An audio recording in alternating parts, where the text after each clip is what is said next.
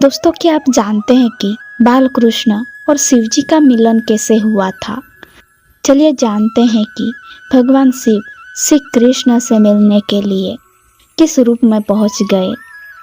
जब भगवान श्री कृष्ण का जन्म हुआ तब उस समय भोले बाबा समाधि में थे। जब वह समाधि से जागृत हुए तब उन्हें मालूम हुआ कि भगवान श्री कृष्ण का ब्रज में बाल रूप में प्राकट्य हो चुका है। इससे बाबा भोलेनाथ ने बाल कृष्ण के दर्शन के लिए विचार किया। भगवान शिव ने जोगी यानी साधु का रूप और अपने दो गण श्रृंगी और भृंगी को भी अपना शिष्य बनाकर साथ चल दिए। भगवान शंकर अलख जगाते हुए गोकुल पहुँचे।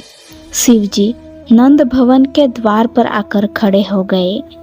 तभी नंद भवन से एक दासी जोगी के रूप में आए, शिवजी के पास आई और कहने लगी कि यशोदा जी ने ये भिक्षा भेजी है, इसे स्वीकार करें और लाला को आशीर्वाद दे दें।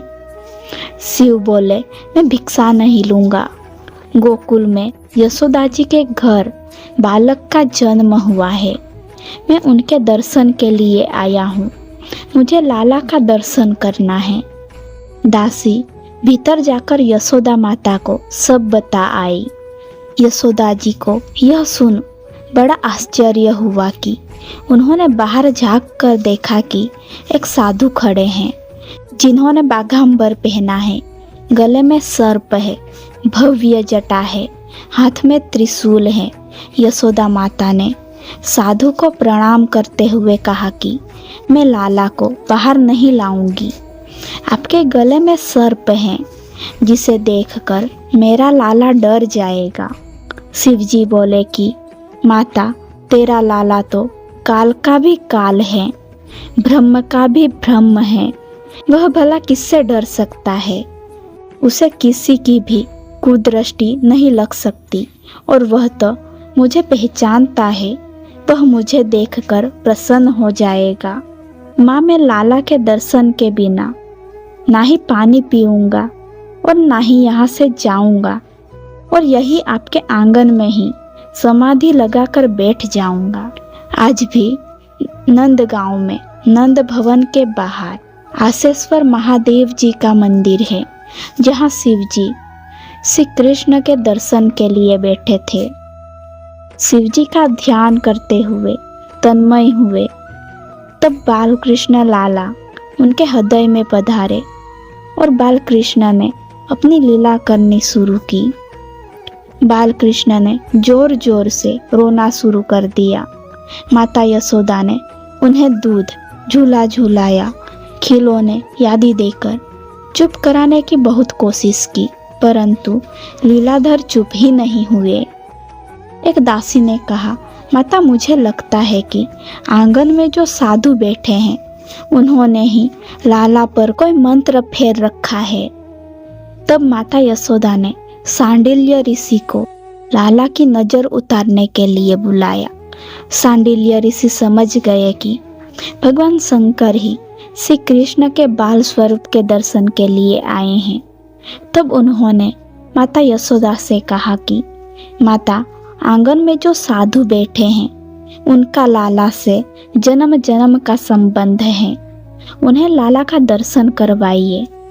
तब माता यशोदा ने लाला का सुंदर श्रृंगार कर बाल कृष्ण को पीतांबर पहनाकर लाला को गले में बाघ के स्वर्ण जड़ित नाखूनों को पहनाया।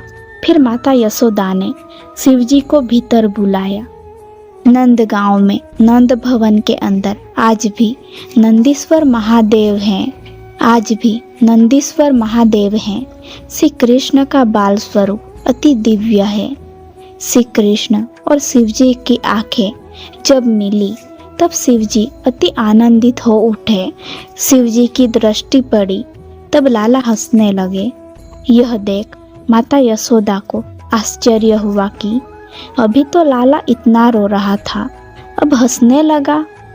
माता ने शिवजी को प्रणाम किया और लाला को शिवजी की गोद में दे दिया। माता यशोदा ने शिवजी से लाला को नजर न लगने का मंत्र देने को कहा।